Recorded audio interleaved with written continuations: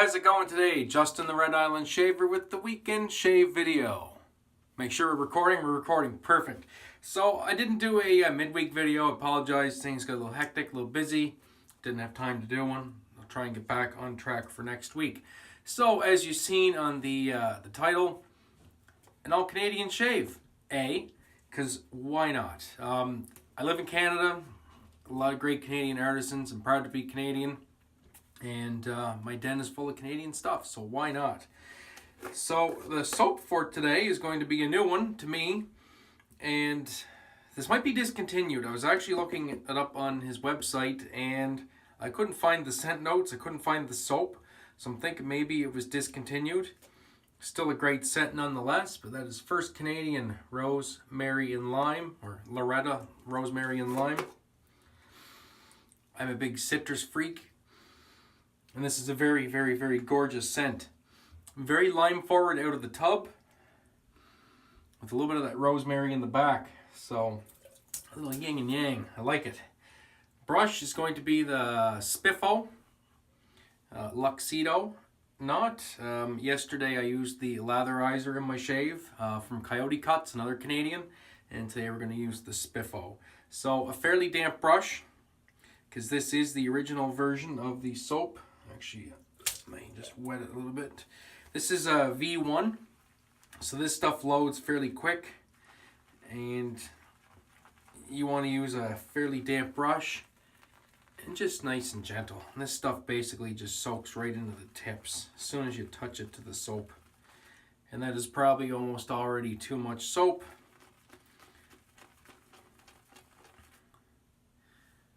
There's definitely too much soap with this V1 formula, and we should be good to go.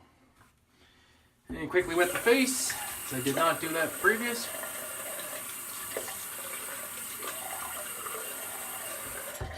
Only 1 day of growth, so it's not going to be too terribly challenging to remove, but I have a nice Canadian blade to remove it. So, story time.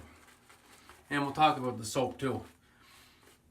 Not changing much out of the tub. Still very lime forward with a little bit of that rosemary. Very nice scent though, I do like it. Alright, so story time.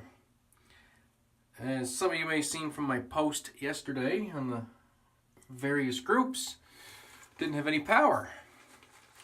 So, big storm system rolled through the Maritimes, where I live on the east coast of Canada, and just completely hammered us. Now here where I live on PEI, we got mostly wind. My neck of the woods, we got a little bit of snow. Maybe got like 5 centimeters, so a couple inches for you Americans that aren't on the metric. But we got a lot of wind, like 100-kilometer-an-hour winds, so about 62-mile-an-hour winds. And it just wreaked havoc, because the snow we did get was wet, so it brought a lot of lines down. So that was part of the problem. Other problem was New Brunswick, the next province over, got absolutely hammered with snow and high winds. And we draw most of our power here on PEI, or all of our power, from New Brunswick via... There's 3 big underwater cables that go from the mainland to us. So their transmission system went down over across. And at one point during this storm, so one point on Wednesday, all of Prince Edward Island was without power. So there's 155,000 people that live here. According to Maritime Electric, which is our electric provider, there are 80,000 customers, which would make sense. 80,000... households. And multiple people per household gets you the 155,000 people. So at one point, all 80,000 Maritime Electric customers in Prince Edward Island were without power. So the whole island was dark. So that was great. So we lost our power, as everybody else did. And that was fine and dandy. So here we sat. Now luckily it wasn't too cold. It was 1 degree out. So about 33 degrees Fahrenheit. So it wasn't very cold, but it was damp. Anyway, my wife and I decided we were going to go out and try and scrounge up some coffee, because the two big city centers here in PEI, Charlottetown and Summerside, they have generators which will power parts of the city. So some parts of Charlottetown had power, some parts didn't. So we went out to try and find coffee. And we did find some. The lineups were absolutely horrendous. Lather going everywhere. So we ended up making it to a Tim Hortons, and you couldn't even get into it. The lineup was just unreal. So we got into McDonald's, and that lineup wasn't too bad. So we sat in line and waited, and we're like, well, do we get coffee or do we get food as well? Because obviously we can't cook at home, we have no power, right? And we're like, well, it's not quite time to eat. And we knew they were powering parts of the city, so we were pretty confident that we were going to be able to get something to eat later on. Anyway, let's clean up a bit here. So that's fine.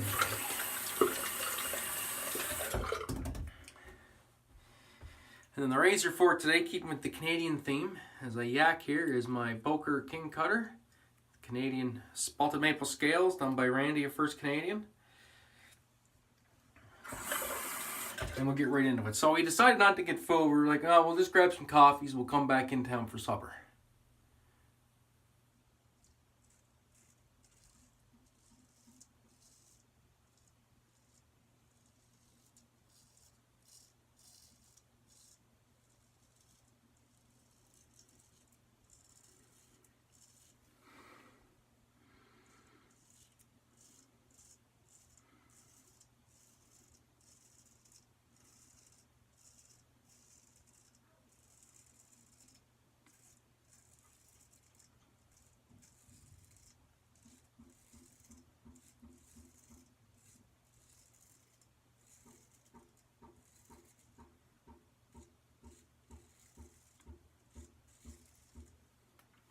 So we went into,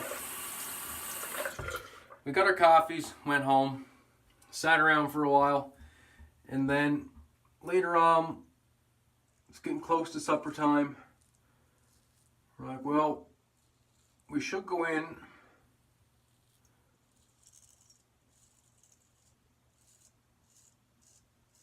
because we heard they're going to start rotating the power around different parts of town.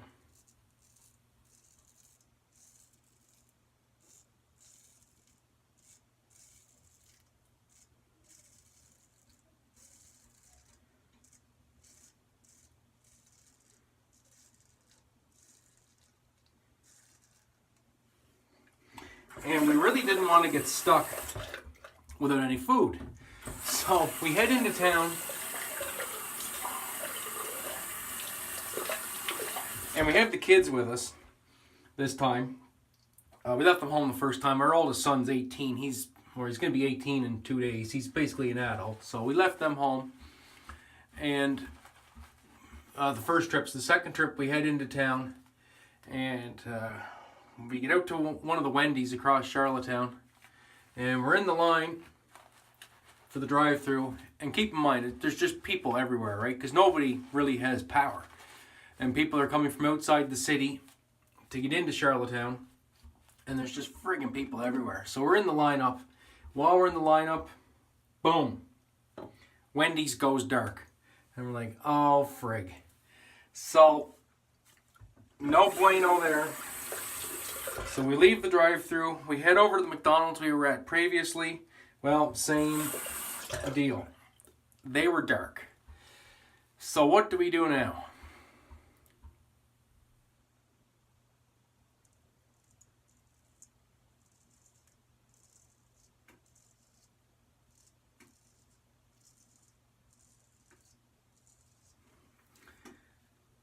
So all we can do is head to a grocery store that was still open. So we go to this grocery store, and there are people everywhere. It was Absolute chaos.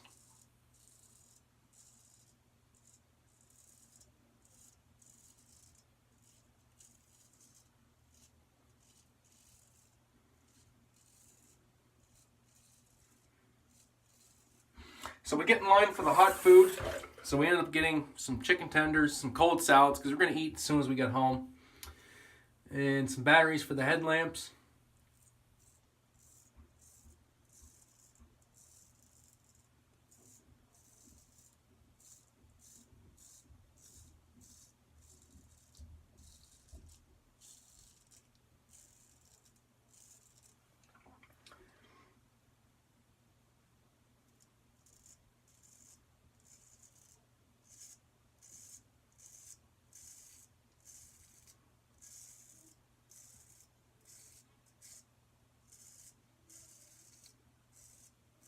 Man,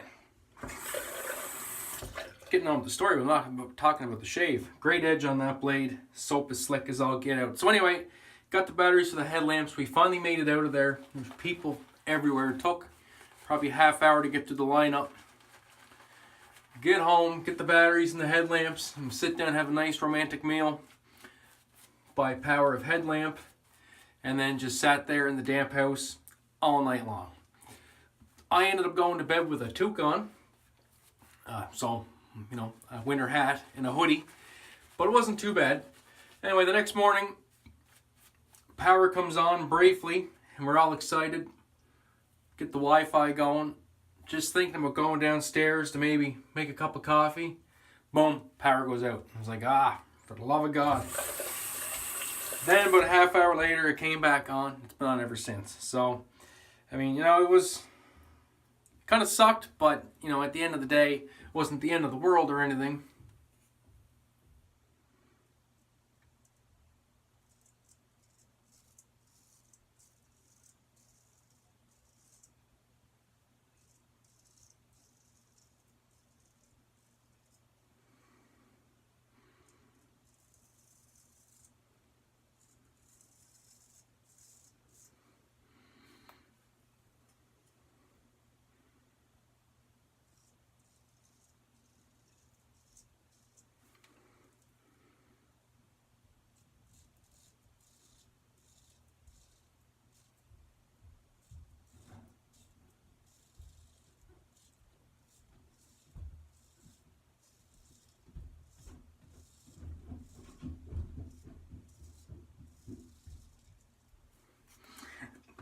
So it wasn't the end of the world, but by the same token, it wasn't that much fun either.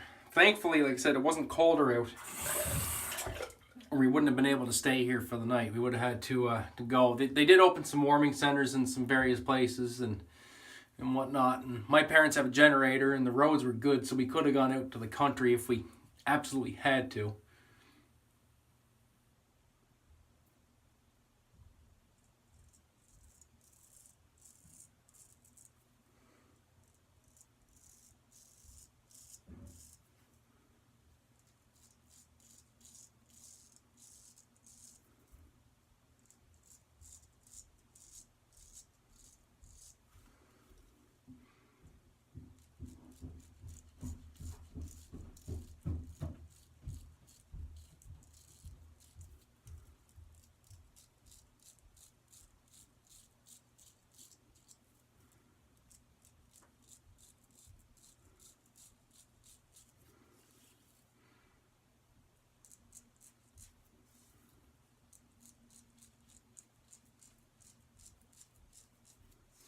But as it turns out, we didn't have to anyway, so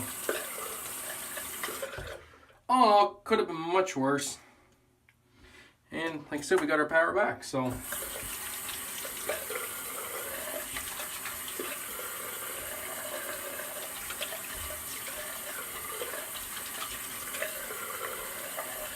got to give kudos to the power crews though for being out in those 100-kilometer winds trying to get everything back on, because we didn't just lose power from over across.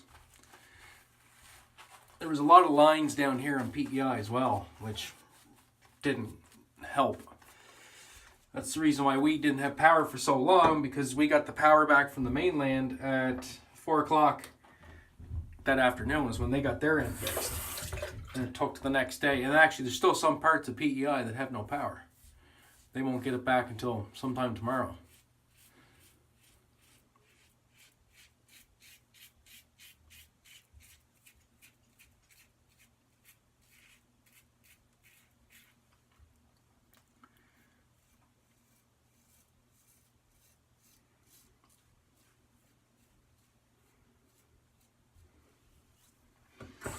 Anyway, so yeah, hope you enjoyed the little story. That's kind of why I was offline for a day, too, because I couldn't get online. But that's my story.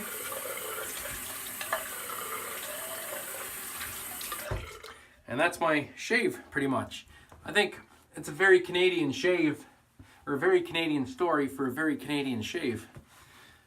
You know, winter, power outages, being on an island has its downsides. That could be one of them. You know, we're very prone to high winds and stuff like that here. But anyway, that was the shave. To finish off, we're going to go with another Canadian artisan. Beat him up a little bit. Soapy Bath Man. Tropical Lime. It's going to pair very nicely. This is a sweet lime with level 2 menthol. Chris is level 2, so nice little cooling kick. And the lime that's in that Loretto, rosemary and lime, is a sweet lime. Oh yeah, that pairs very nice. So they both have a sweet lime note in them. As you can see, the soap performs great. No problems on the shave. You can sling that blade around with confidence. Beautiful blade by Randy. Definitely laser sharp, easy to maneuver around 1 day worth of growth. There's really nothing there worth shaving, but why not? So to do the final recap, we had First Canadian, Loretto, rosemary and lime. I will put a link to all these products in the description below. Like I said, this might be discontinued. Maybe he might do it special order. I don't know. You'll have to reach out to him and talk to him. But this was the version 1. He's now on version 3, the goat milk, which is a firmer soap. It's even easier to load, but as you can see, with a soft knot and a soft wet knot, or wetter knot, this stuff loads quite easily. Just don't jam your brush into it like a crazy man. The Murdoch brush by Spiffo. I'll include a link to his company. You can't get this brush. This one's mine. This one's mine only. All his blanks are hand poured and hand turned, but each blank is just a little bit different depending on how he cuts it after the pour. So this is a one of a kind. You ain't gonna be able to get it. Sorry. If you like it, it's not for sale. That being said, I absolutely love it, but go give him a check out for sure. We had the Boker in the spalted Canadian maple scales. Beautiful Spanish point kind of slash barber's notch on this big bad boy. Absolutely love this razor, and that is lightning sharp. And Soapy Bath Man, Tropical Lime. I will include a link to his website as well. He is back up and running. So that is the shave, guys. Thank you so much for tuning in. As far as I know, I should be around on Wednesday to do another edition of Outside the Den. What I'm going to do, I have no idea. I will think of something between now and then. So as always, friends, have a great day and an even better shave. We will catch you in the next one. Bye.